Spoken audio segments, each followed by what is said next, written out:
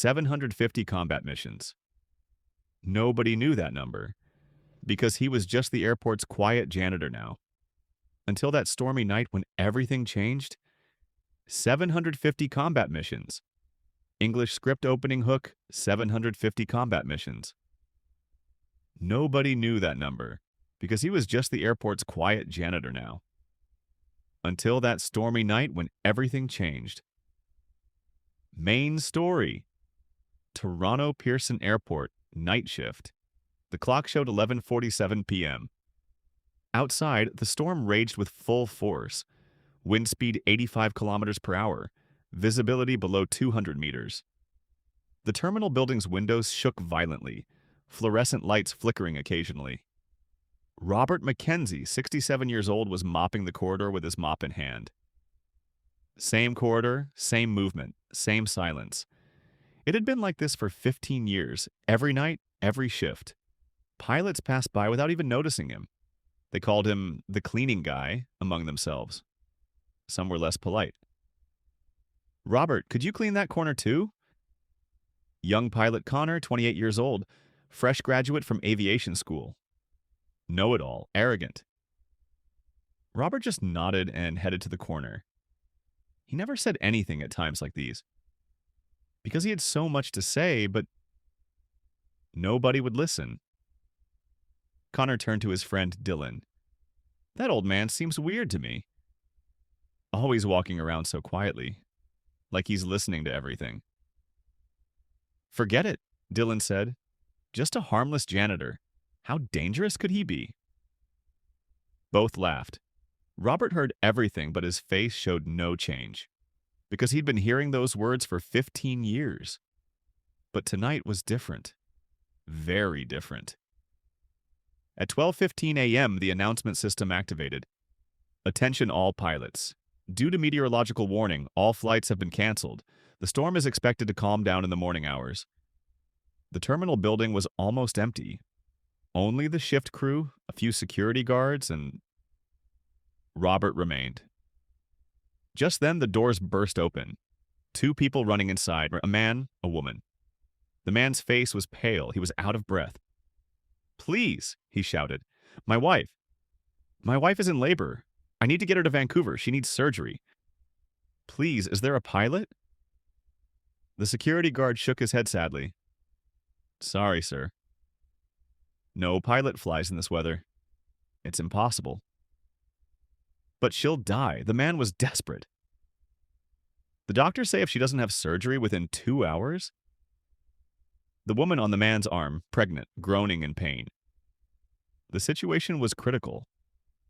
Just then, pilots Connor and Dylan came for shift change.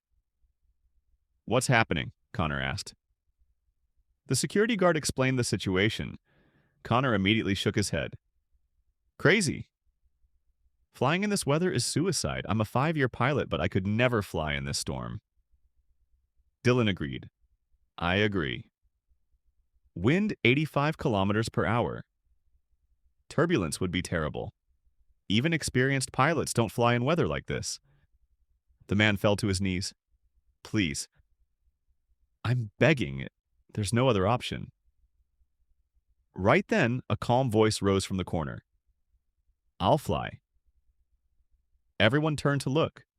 Robert, with his mop in hand, standing calmly. Connor burst out laughing. "You? You're a janitor." "I'm a pilot," Robert said. No arrogance in his voice. Just a cold, definitive tone. "Ha ha, very funny," Dylan said. "If you were a pilot, would you be cleaning here?" Robert set his mop aside. He slowly approached. Something had changed in his eyes. That quiet, timid look was gone, replaced by something else. "My name is Robert Mackenzie, retired major, CF-18 Hornet pilot, 32 years of service, completed 750 combat missions, Afghanistan operations, Libya intervention, Arctic patrol. I've flown in all weather conditions." Silence. Deep silence. Connor's face changed. Are you serious?" Robert opened his old worn wallet from his pocket. The document that came out, an old ID card from the Royal Canadian Air Force. The young man in the photo was Robert's younger self, 1987 to 2019, 32 years of service, combat pilot. The security guard's mouth fell open. Connor and Dylan looked at each other. Why didn't you ever say? Dylan asked. Because nobody asked, Robert said. And I'm retired. This is my life now. The pregnant woman let out a scream. Her condition was worsening. But in this weather, Connor began. I've flown in this weather, Robert said. I've flown in worse weather. Under enemy fire, when night vision was zero, when fuel ran out. 750 missions. I came home from everyone. The man looked hopefully. Can you really do it? Robert looked at the woman, at her pain-stricken face, how she pressed her hands to her belly. And suddenly he was back 30 years ago. Afghanistan border, wounded soldiers, impossible rescue operation. Same desperation, same emergency. I can do it, he said. But you decide. There's risk. I have to take the risk, the man said. There's no other choice. Robert nodded. Then he turned to Connor. Is the plane ready? Yes, but are you really... Take me to the cockpit. As he walked, Robert's posture changed, his steps more determined, shoulders straighter. The soldier posture that had been lost for 15 years was back. When they entered the hangar, a small Cessna aircraft was waiting. Robert walked around the plane, checking it. His hands examined the engine cowling, wings, propellers. How long to Vancouver with this plane? He asked. Under normal conditions, 1 hour 15 minutes, Connor said. But in this weather... 1 hour 45 minutes, Robert said. We'll fight the storm, but we'll get there. He sat in the cockpit of the plane, and then the spell was broken. The moment his hands touched the controls, Robert's entire body changed. The tired 67-year-old janitor disappeared, replaced by an experienced combat pilot. His fingers automatically recognized the controls. His eyes scanned the panel, checking every button, every light. Connor watched mesmerized. Incredible! You really are a pilot. Robert put on his headset, tuned the radio frequency. Tower, this is CFJYM, requesting permission for emergency flight. A voice came from the tower. CFJYM, flight is prohibited in this weather. Storm is too severe. Tower, this is Major Robert McKenzie. 32 years of service, 750 combat missions. I've flown in this weather before. We have a pregnant patient. Emergency situation. Silence. Then a different voice came. Older, more experienced. Major, I'm also a former aviator. I've heard your name. Legends are told about you, but this is really very dangerous.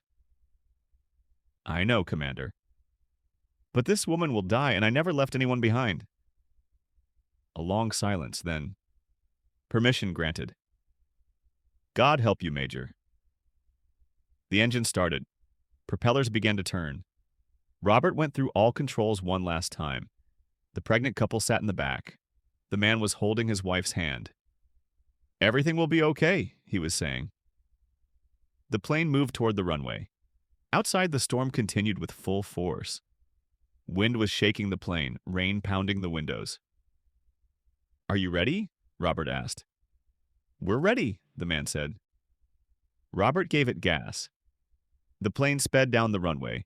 Wind hit from right, left, everywhere. A normal pilot wouldn't take off in these conditions. But Robert wasn't a normal pilot. 750 combat missions, takeoffs under enemy fire, night departures, planned landings when fuel ran out. He'd experienced everything. The plane rose into the air. In the first 500 meters, they experienced terrible turbulence. The plane swayed left and right. The woman groaned in the back. But Robert was calm, his hands firm on the controls, eyes on the panel. This was routine for him. At 1,000 meters, they entered the clouds.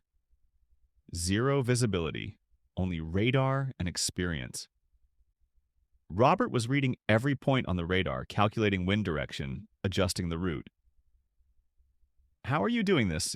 the man asked in amazement. "Habit," Robert said. "I flew like this for 32 years. This plane feels like a toy to me." At 2,000 meters, they rose above the clouds. Moonlight illuminated the cloud layer. Robert turned the route toward Vancouver. "ETA 1 hour 40 minutes, he said. "We'll arrive on time." During the flight, Robert told stories, some from 750 missions, rescue operation for friends shot down on the Afghanistan border, bombing of insurgent camps, air patrol over hostile territory. "Why did you quit aviation after retirement?" the man asked. "I didn't quit," Robert said. "I just continued differently. Being at the airport, seeing the planes, that was enough for me. Until tonight." 1 hour 35 minutes later, they entered Vancouver airspace. Weather conditions were better than Toronto. Landing was successful, the ambulance was waiting ready. The pregnant woman was quickly taken to the hospital. The man squeezed Robert's hands in thanks. "You're an angel. You saved our lives." The return flight was easier. The storm had calmed down a bit in Toronto. When they landed at the airport, it was morning. Connor and Dylan were still there. "How did it go?" Connor asked. "Normal," Robert said. "Just a little turbulence." But everything had changed now. The look in Connor and Dylan's eyes was different. Respect, admiration. "Major," Connor said. "I apologize. I misjudged you." "It doesn't matter," Robert said. "You knew me as a janitor. That wasn't wrong. I really am a janitor, but I'm also a retired pilot." He picked up his mop, pushed his cleaning cart. "Where are you going?" Dylan asked. "To work," Robert said. "The shift isn't over yet." The corridors need cleaning, and he walked away, with the same quiet steps, same modest posture. But nobody looked at him the same way anymore, because now everyone knew. This quiet, modest janitor was actually a hero who had completed 750 combat missions. And that night, once again, he hadn't left anyone behind. 2 days later, a call came from the hospital. The surgery was successful. Mother and baby were healthy. Robert hung up the phone, smiled, and continued cleaning with his mop.